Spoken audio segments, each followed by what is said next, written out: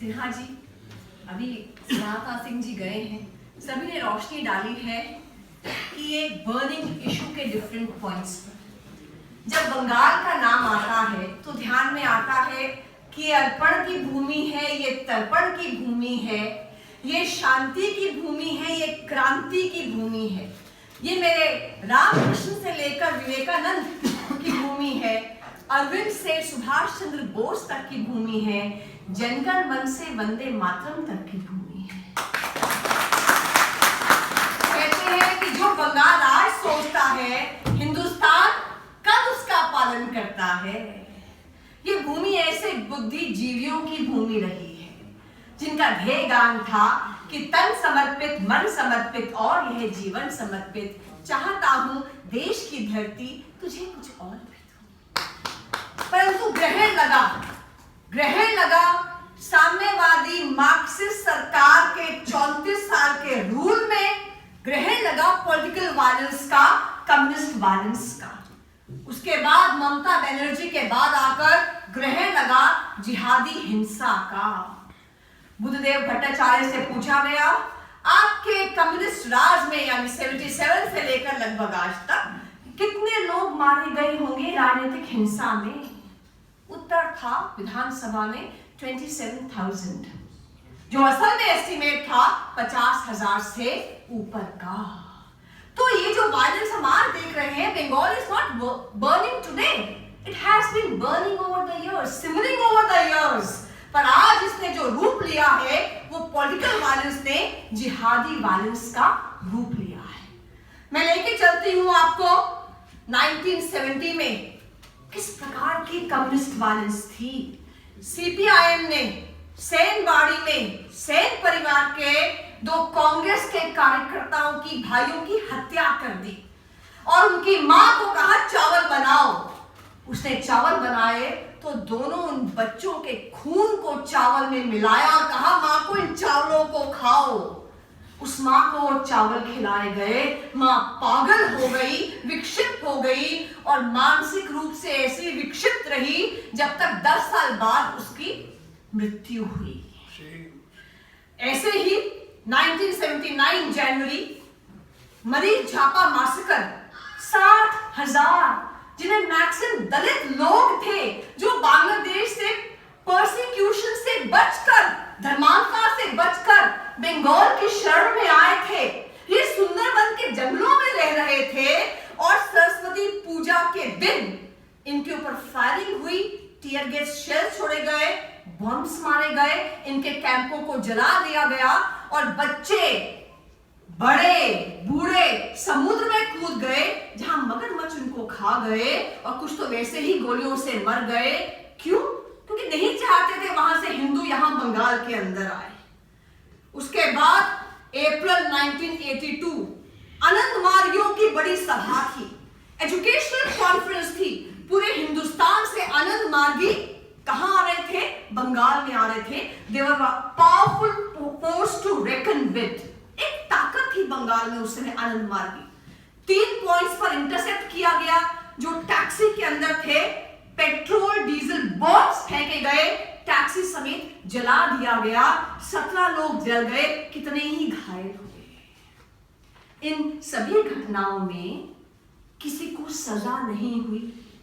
कुछ उनमें से आगे जाकर टीएमसी के एमपीज बन गए। इनके खिलाफ कोई केसेस भी पेंडिंग नहीं है।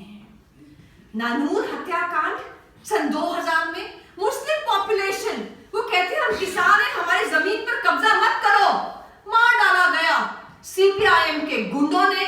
और जो लाशें हैं वो एक के ऊपर एक पाइल अप कर दी गई, कोई उन लाशों को हाथ लगाने के लिए नहीं आया।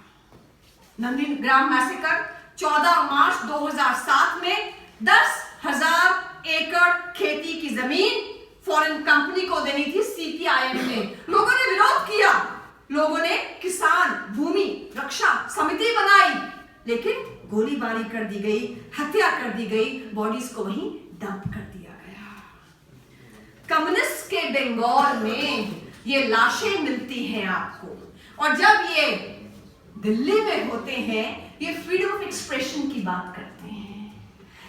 इनका रूप देखना हो, इनका चरित्र देखना हो तो वहां मत देखिए जहां ये विपक्ष में है, वहां देखिए जहां ये सत्ता पक्ष में है। विपक्ष में यहां क्या कहते हैं? फ्रीडम ऑफ एक्सप्रेशन, अभिव्यक्ति की स्वतंत्रता, कि भारत तेरे टुकड़े होंगे इंशाअल्लाह, भारत की बर्बादी तक जंग रहेगी, अफजल हम शर्मिंदा है, तेरे कातिल अब तक जिंदा है, सरकार कहती है पकड़ के जेल में डाल दो, कहते नहीं, फ्रीडम ऑफ एक्सप्रेशन, हम एक्सप्रेस कर रहे हैं। तो ये फ्रीडम ऑफ एक्सप्रेशन आनंद मार्गीस का कहां जाता है? ये फ्रीडम ऑफ एक्सप्रेशन केरला में सदानंद मास्टर जी का कहां जाता है, जय किशन मास्टर जी का कहां जाता है, जहां सरिया मार दिया जाता है या टांगे काट दी जाती हैं। तो ये communist when they are in power they curb, they crush, they eliminate all opposition. Mamata Banerjee की सरकार का जब शपथ ग्रहण समारोह था, उसने शपथ ली, जो कागज आया, अपने अपने रिलीजन के ऊपर कागज आता है, जो कागज आया और उसने शपथ ली, मैं ईश्वर और अल्लाह के नाम पर शपथ लेती हूँ। पूछा गया, हे ईश्वर और अल्लाह के नाम पर शपथ, क्योंकि आपके कैबिनेट ने आपको फॉलो किया उसके बाद। तो लोगों ने कहा कि जो ऑडियंस थी वहां हिंदूज भी थे, वहां मुस्लिम्स भी थे, इसलिए सेक्युलरिज्म। आज जब वो हिजाब में घूमती हैं, वो ईश्वर तो कम्युनल हो गया और हिजाब सेक्युलर हो गया। ये प्रश्न है जो देश इनसे पूछेगा, आज नहीं तो कल पूछेगा। आइए ममता बनर्जी के शासनकाल का भी हिसाब ले लेते हैं। मोदी सरकार का शपथ ग्रहण हुआ 26 मई 2014 को। यहां शपथ ग्रहण हो रहा था, वहां जो गांव के लोग थे बंगाल में, वो सेलिब्रेट कर रहे थे 27 तारीख को। उनके ऊपर गोलियां दागी गई, बम बरसाए गए, लोगों को और पुलिस वालों को मार दिया गया कि तुम मोदी गवर्नमेंट के शपथ ग्रहण समारोह को सेलिब्रेट कैसे कर रहे हो? कहां गया फ्रीडम ऑफ एक्सप्रेशन, अभिव्यक्ति की स्वतंत्रता? 11 साल की बच्ची को नहीं छोड़ा मुर्शिदाबाद में, नई दुल्हन को नहीं छोड़ा लक्ष्मी बिस्वास 17 साल की, और उसके पति ने उसको वापस लेने से मना कर दिया। नॉर्थ 24 परगना में जो वहां के दबंग है शाहजहां शेख, उसका मोटर बाइक गैंग लोगों को मारा, पीटा, घर लूटे, और जब अस्पताल में वो एडमिट हुए, अस्पताल के डॉक्टरों को धमका दिया गया। डॉक्टर ने अस्पताल से गंभीर रूप से घायल मरीजों को बाहर फेंक दिया कि भैया तुम्हारा यहां पर इलाज नहीं कर सकते। जिंदा व्यक्ति क्या, ये तो लाशों को नहीं छोड़ते हैं। अर्जुनपुर गांव शमशान भूमि, लोग वहां अपने रिश्तेदार की लाश को जला रहे थे। अटैक हुआ क्योंकि शमशान भूमि पर कब्जा करना चाहते थे। अर्ध जली लाश को लोग छोड़कर भाग गए और शमशान भूमि पर कब्जा कर लिया गया। ये मीडिया में नहीं आता क्योंकि हमारा मीडिया सेक्युलर मीडिया है। और सेक्युलरिज्म का मतलब क्या है? सेक्युलरिज्म का मतलब हो गया है anti nation, anti Hindu. Secularism का सही अर्थ में मतलब है सर्व धर्म समभाव, पर हिंदुओं के सम्मान के प्रति अभाव का सिंबल बन गया है सेक्युलरिज्म। मालदा 3 जनवरी 2016, ये आपके कारण मीडिया में आया, ये सोशल मीडिया के कारण मीडिया में आया, वरना Malda was a minor law and order problem. ये ममता बनर्जी ने कहा it was a problem between local and BSF. BSF की गाड़ी घुस गई और ये सब हो गया। ये न्यूज थी।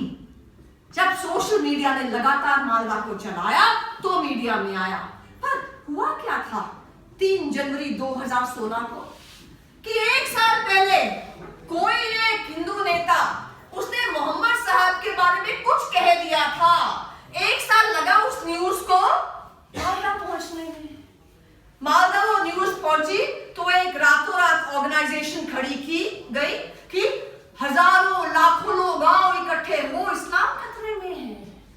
लगभग 1 लाख लोग इकट्ठे हुए और उसके बाद जो वहां लूटपाट हुई, दंगा हुआ, जो कालियाचक पुलिस स्टेशन को जला दिया गया, वहां के जो ब्लॉक डेवलपमेंट ऑफिस को जला दिया गया, तोड़फोड़ की गई, पब्लिक प्रॉपर्टी खत्म कर दी, कितने ही पुलिस वाले घायल हुए, बीएसएफ के जवान घायल हुए। मालदा में, खासकर कालीचक में मुस्लिम पॉपुलेशन ज्यादा है, हिंदू पॉपुलेशन से। यहाँ बिहार झारखंड से सीमा लगती है, इंटरनेशनल बॉर्डर है, क्राइम का हब है, फेक करेंसी, पॉपी ग्रोथ और यहाँ हर प्रकार का इलीगल आर्म्स के बाकी का कारोबार होता है। तो जब क्राइम प्लस रिलीजियस फैनेटिसिज्म मिलता है तो मालदा होता है, कालीचक होता है। सिद्दीकी चौधरी हजारों मदरसे चलाते थे, जमाते उलेमा हिंद के स्टेट के सेक्रेटरी थे, उनको एजुकेशन मिनिस्टर बना दिया गया विद इंडिपेंडेंट चार्ज। जो मदरसा चलाता है उसे कहा जाए मदरसों को बंद कर और अपने बच्चों को मॉडर्न एजुकेशन दिला ताकि अपने पांव पर खड़े हो सके, उसको बना दिया है education minister with independent charge of education.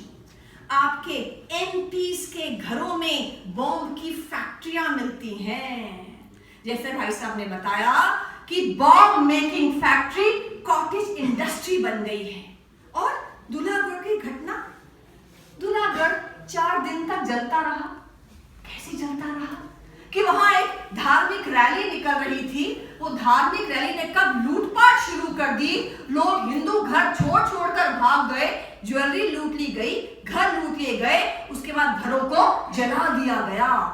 4 दिन तक ये सब चलता रहा और पुलिस देखती रही। मीडिया में कहा गया दे आर कम्युनलाइजिंग द इशू। भद्र लोग चुप था, इंटेलिजेंशिया चुप थी, अकादमिशिया चुप था, ट्विटर बोल रहा था, सोशल मीडिया बोल रहा था, क्योंकि सोशल मीडिया देशभक्त है, राष्ट्रभक्त है, देश की बात सामने लाता है।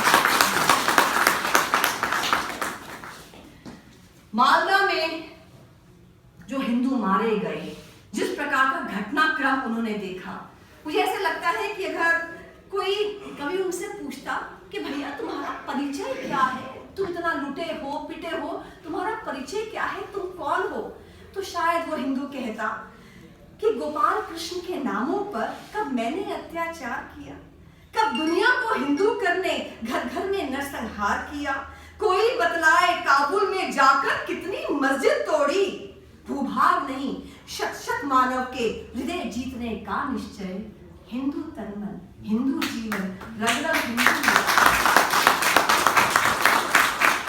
लेकिन वो आगे कहता है कि मुझे पाकिस्तान से मार कर भगा दिया, मैं यहाँ आ गया, मुझे बांग्लादेश से मार कर भगा दिया, मैं यहाँ आ गया, अब बंगाल से भी मार कर भगाओगे तो कहाँ जाऊंगा और तुम कहाँ जाओगे।